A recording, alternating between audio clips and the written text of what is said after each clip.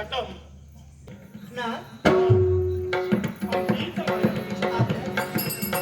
अखंड प्रेमाची सौभाग्यवती सौभाग्यवती केवळ माझा माझी मार्ग प्रतीक्षा चालली आणि केवळ माझ्या नावाची आळवणी चालली. पण ही आळवणी चालली असताना तुमच्या सदनाच्या द्वारी आम्ही दिसत का उभे राहिलो? रुक्मिणी याला कारण आहे.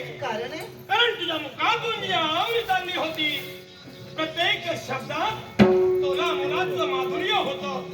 आजमावून जाणून घ्यावं म्हणून मला इथं दिसत उभं राहावं लागलं. या ना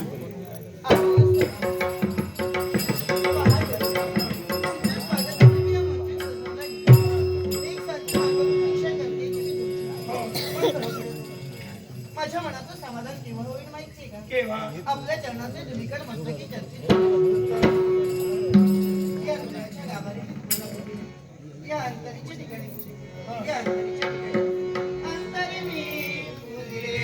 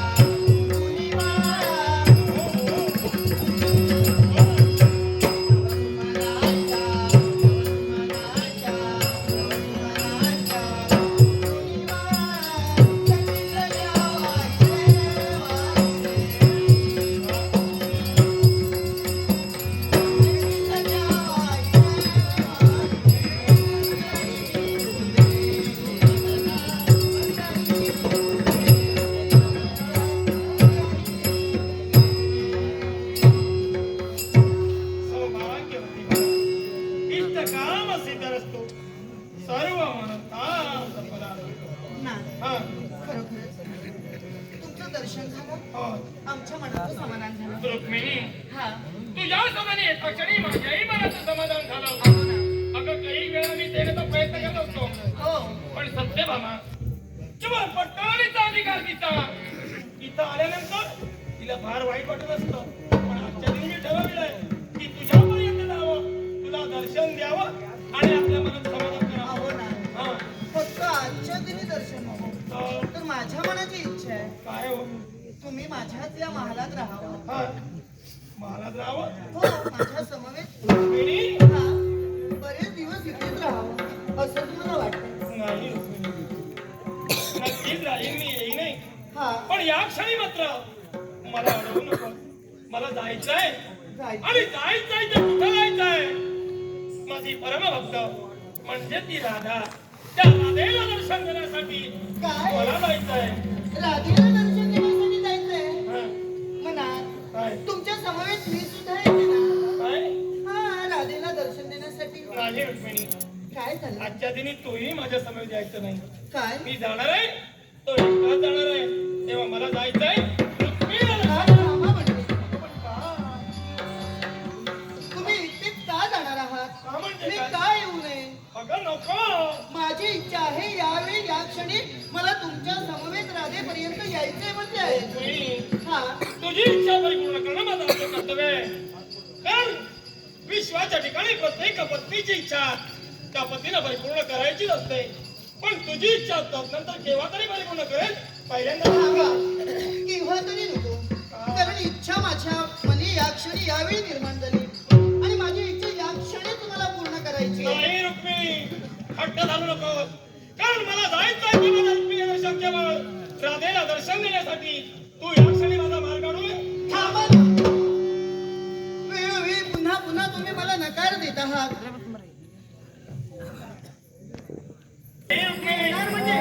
रुक्मिणी मी तुला पाठी मी तुला टेक अट्टा धरू नको.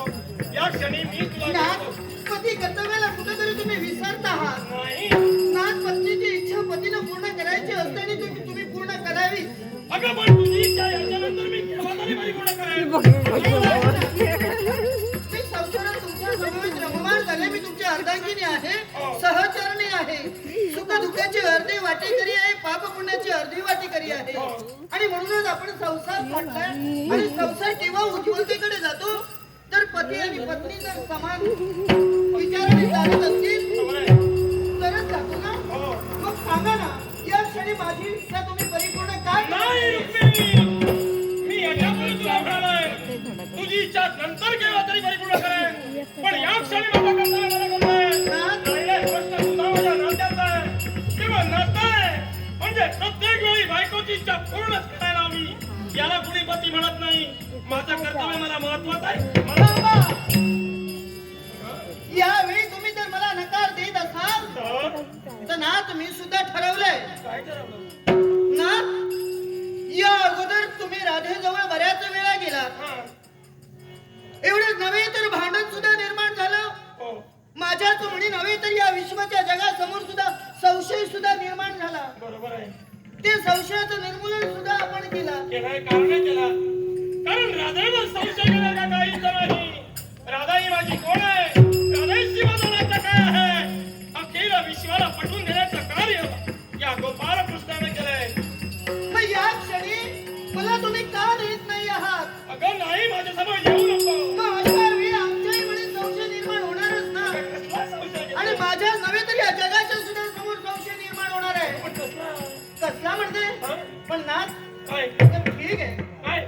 मला भांडण वितंडवाद करायचा नाहीये. अगं पण पण जर तुम्ही माझी जर इच्छा परिपूर्ण करत असाल काय? तर यावेळी मी ठरवलंय, काय? या संसाराचा त्याग करणार आहे मी. तुमच्या संसारातून कायमची निघून जाणार आहे मी.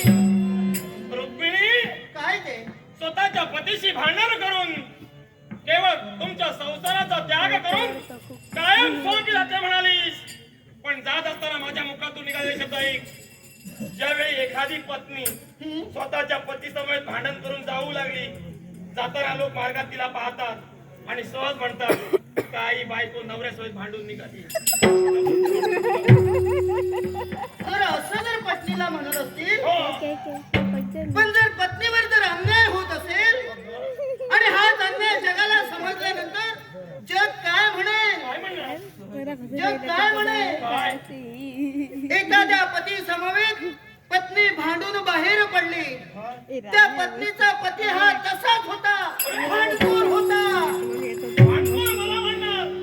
अगं नाही, तुलाही दोष दिला जाईल. आणि ज्यावेळी एखादी पत्नी पतीचा अवमान करून निघून जाते, पुरुषाच्या मागे येण्याचा अधिकार तिला कधीही पोचत नाही. ठीक आहे ना, काय? येणाऱ्या संकटांना मी तोड देईन. अगं नको, तू संकट येतील तुझ्यावर. माझ्यावर झालाय तो अन्याय झालाय काय? आणि म्हणून मी आपल्या संसाराचा त्याग करून काय? ही रुक्मिणी निघालीये. नाही गरज आहे मला तुमची, नाही गरज आहे. अगं थांब. राग. तुझं माझं देह निर्माण झालं, तुझं माझं भांडण झालं. याला कारण काय? काळी मात्रही तुझा दोष नाही. त्याला कारण मीच आहे. कारण राधेचं नाव सांगता क्षणी तू भांडून गेली आहे. पण इथून गेल्यानंतर नेमकी तुझ्या पुढे काय होणार आहे? तुझं न्याय द्या, हे वकील करायचं आहे. निघावं.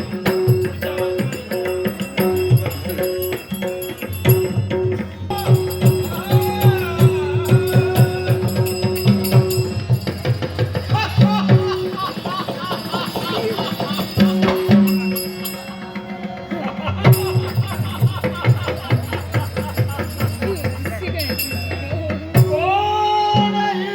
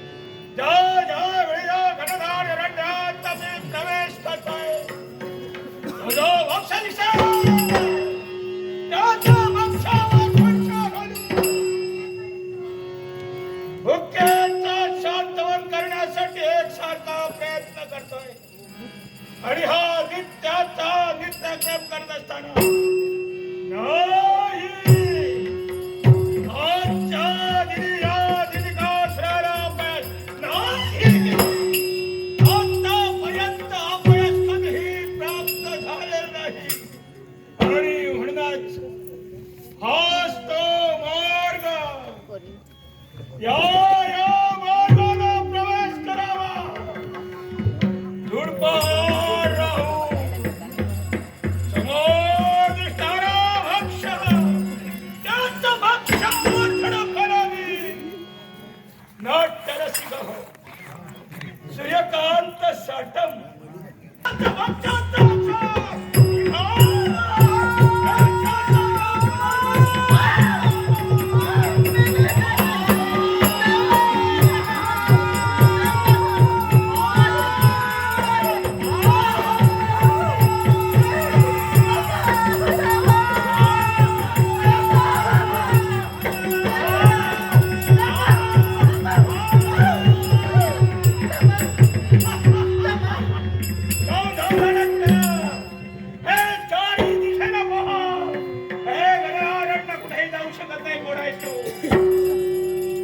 शांत व्हा अगोदर.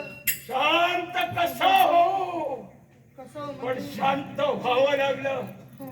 तुला पाहून शांत व्हावं लागलं. किती घाबरले मी हो. घाबरली. मला वाटलं एखादं व्याघ्र आलं आणि मला बेअंकुट केलं की काय. आम्हाला पाहून कोण घाबरणार नाही. पण तुम्ही वाघ नव्हे. तसं नव्हे. वाघापेक्षा इतरत्र कोणीतरी समज. असू दे असू दे. कोण तुम्ही. मी हो मला ओळखत आहे. हे नाव काय तुमचं.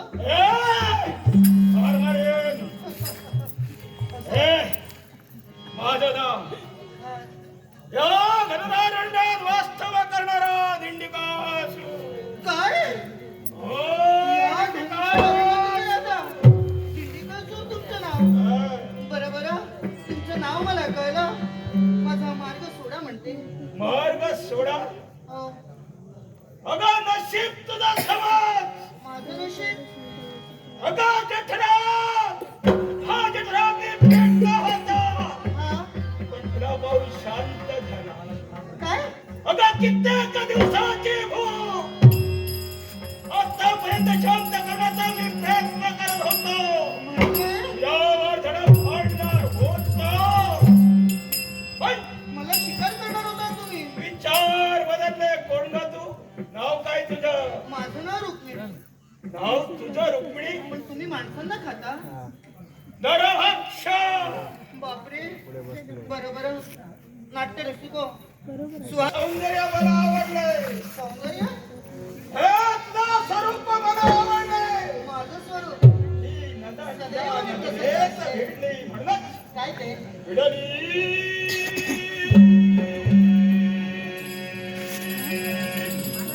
माझी अगं माझी हो पण नजर तुझ्या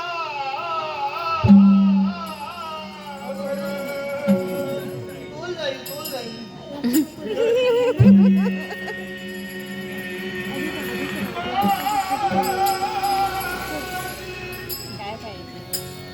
नजर तुझ्या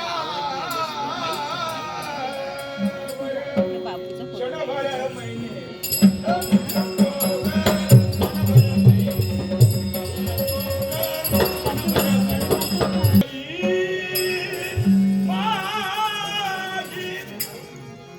नजर तुझ्यावर क्षणभर महिने. सुंदर म्हटलं आणि नृत्य सुंदर केला. अरे ह्या दिवसात तुमची फार गरज आहे लोकांना. तुझ्यासारखी समाज सुंदर स्त्री दिसते की मला काही करायला आवडतं. म्हणजे असं नृत्य वाटेल ते मी करेन. आणि म्हणून तुला सांगतोय माझ्यासारखी दिसते तर तुम्ही आहा. काहीही करता. तुमच्यासारखी दिसते तर हे हा. तूच मला आवडलीस. मी? होय थांबा दीपिका सर. काय ते? मी एक विवाहित स्त्री आहे. हा पतिव्रत स्त्री आहे. तुमच्या मनाची इच्छा निर्माण झाली, ती इच्छा केव्हाच परिपूर्ण होणार नाही. म्हणून तुम्ही तुमच्या मार्गाने जाऊ शकता. हे रुक्मिणी, काय ते? आतापर्यंत या गणधाराने नरभक्ष होय हा जगराती शांत करण्यासाठी मी प्रयत्न करत होतो. का पुढे माझे विचार बदलले. तुला पाहिलं मला काही कळलं नाही आणि कळत नाही म्हणूनच ही नजर माझ्या तुझ्या नजरेत भिडली. तू मला आवडलीस चल माझ्या समवेत. दिंडकासूर, तुम्हाला सामोपचाराच्या शब्दाने समजावण्याचा मी प्रयत्न करते. तुम्ही माघारी चला म्हणते. अगं या दिंडीकर, सुराचा आतापर्यंत धनुधारण्यात वास्तव्य आहे. तू मला जा म्हणून सांगणारी कोण आहे? इथं माझं वास्तव्य आहे. हे इथं जे जे शरीर ते माझ्या अधिकारात आहे. दिंडकासूर, अधर्माने वागता आहात तुम्ही. मी एक स्त्री आहे म्हणून कसंही वागू नये. माणसानं जन्माला आल्यावर काहीतरी चांगलं करावं तरच त्याचं नाव लौकिक होतं. म्हणून दिंडकासूर, समजावण्याचा मी तुम्हाला प्रयत्न करते पण तुम्ही समजून घेत नाही आहात. तुमच्या मनी वासना निर्माण झालीये. जा म्हणते तू, जा म्हणते. चलता गड्या दूर करे तुझी मजा नका.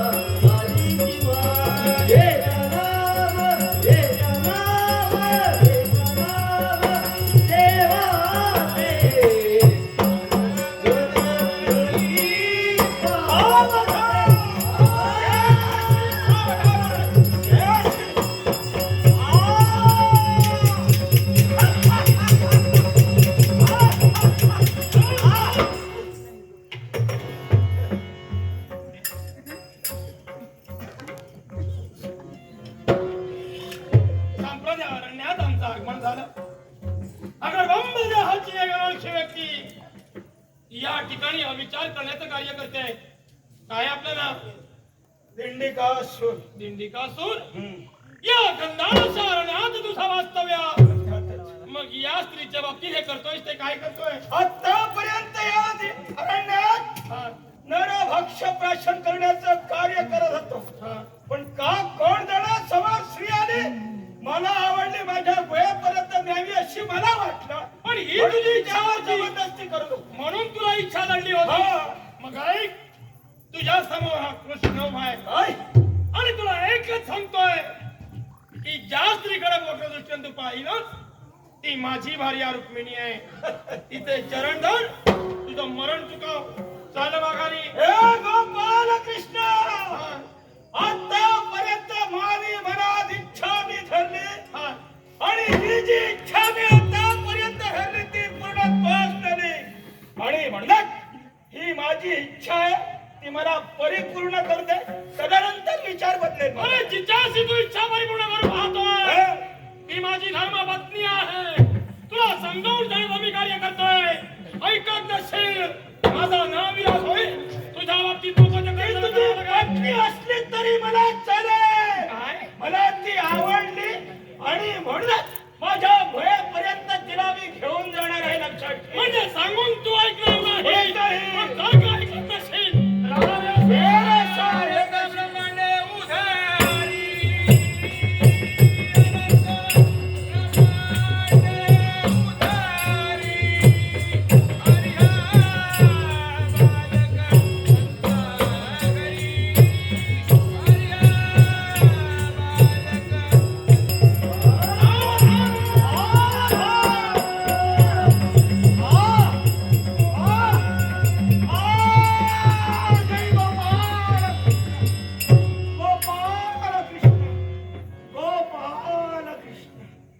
या क्षणी केवळ कृष्णाला तू प्रतिकार केला आणि शेवटच्या क्षणी जय गोपाल कृष्ण अशा तऱ्हेची वागेश्वरीच्या मुखातून बाहेर पडली. त्याला कारण काय? हे गोपाल कृष्ण, हा. दोघांचा द्वंद्व सुरू असताना हम्म. तुझ्या हातातील आयुध माझ्या शरीरावर घात झालाय आणि म्हणूनच मी मृत्यूच्या समोर उभा आहे. असं असताना शेवटची तुझी काय इच्छा आहे? एकच, काय? तेव्हा माझ्या मुखातून गोपाल कृष्ण हे तुझं नाव बाहेर पडलं. एकच, माझं नाव दिंडिका असून माझ्या 3 इच्छा मला पूर्ण व्हायला हव्या. अशा तुझ्या काय इच्छा आहे? पहिली इच्छा म्हणजे हा. माझं नाव दिंडिका असून या विश्वात नव्हे तरी जिथं मी पडलोय तिथं माझा मृत्यू होता, तिथं कुठेतरी नामविधान व्हायला पाहिजे. तथास्तु तथास्तु. अन्य तुझी काय इच्छा आहे? दुसरी इच्छा, हा. तुझ्या हातातील जे आयुध माझ्या शरीरावर आघात झालाय त्याला या ठिकाणी ते कुठेतरी महत्व राहायला हवं. तथास्तु तथास्तु. ती सुद्धा तुझी इच्छा पूर्ण होईल. हे अन्य तुझी काय इच्छा? तुझी भार्या म्हणजे होय हो रुक्मिणी. तिचा सहवास, या सहवासासाठी मी तिच्याशी द्वंद्व केलं आणि म्हणूनच ती माझ्या समवेत या इथं कुठेतरी कायम तथास्तु तथास्तु तथास्तु. हे दिंडिकासूर, केवळ स्वतःच प्राणोत्तम होत असताना स्वतःची इच्छा तू प्रदर्शित केलीस. अरे या कृष्णाच्या मुखातून शब्द निघाले. मग ही कृष्ण आणि या विश्वादी अभंग आणि अभंग आहे ती कधी भंग होणारी नव्हे. ऐक, तुझ्या इच्छेची परिपूर्तता मी करतोय. अरे या अरण्यात तुझं वास्तव्य, तुझं नाव दिंडिकासूर. मग ते अजरामर कसं राहणार आहे? आज तवर या अरण्याला नाव न होतं, हे अरण्य निनामी होतं. मग याच्या पुढं या अरण्याला सारं विश्व दिंडिकासूर, केवळ दिंडिकारण्य दिंडिकारण्य दिंडिकारण्य म्हणून ओळखेल. तू दिंडिकासूर म्हणून हे अरण्य दिंडिकारण्य म्हणून ओळखेल. एवढंच नव्हे, ज्या माझ्या गध्यासारख्या विधान तुझा शेवट झालाय, ही माझी गधा सदोदित तुझ्या सदैव जवळच राहावी. तथास्तु असं म्हणालोय. मग कोणत्या रीतीने असेल की हीच माझी गधा सदैव तुझ्याच बाजूला सदैव राहील, असाही माझा मंगलमय आशीर्वाद. तिसरी तुझी इच्छा, ही माझी भार्या रुक्मिणी, हिच्याकडे तू वक्र दृष्टी टाकलीस आणि म्हणून शेवटच्या क्षणी तुला इच्छा निर्माण झाली की ही माता सदैव माझ्या सानिध्यात राहावी. मग ऐक, या क्षणापासून ही माझी रुक्मिणी या तुझ्या दिंडिकारण्यात राहील. पुढे येणाऱ्या युगात सारे माझे भाविक भक्त या रुक्मिणीच्या दर्शनाला येतील. येत असताना सर्वप्रथम या दिंडीकरण झाल्यानंतर दिंडिकासुरात तुझी आठवण होईल. तत्नंतर या दिंडिकावनाची उदाहरण होईल. तत्नंतर या माझ्या गदेचं दर्शन घेतील आणि तत्नंतर सारे भाविक भक्त या माझ्या रुक्मिणीचं दर्शन घेतील. त्यांच्या साऱ्या सदिच्छा परिपूर्ण होतील असा माझा मंगल धन्य, धन्य.